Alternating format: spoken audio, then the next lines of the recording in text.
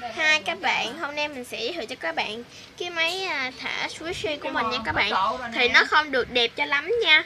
Rồi thì bây giờ mình sẽ bỏ thử cho bạn.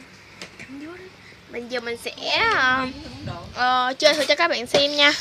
Thì đây mình có làm trước hai cái đồng tiền mà mình lừa nữa, mình không cắt hình tròn mà mình vẫn cắt hình vuông. Ở đây nó có cái lỗ đó các bạn, mình sẽ thọc tiền vào đây. Giờ chỉ có bả với chồng bả thôi hả? Các bạn.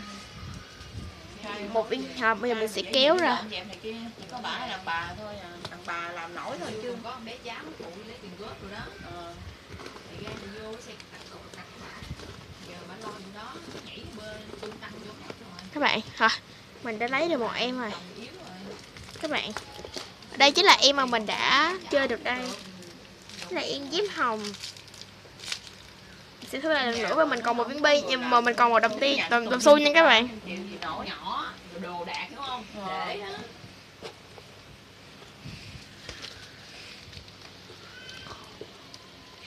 đó. Vì các bạn thông cảm vì mình chưa có lấy được cái miếng ký nào để bao bọc nha các bạn thông cảm cho mình.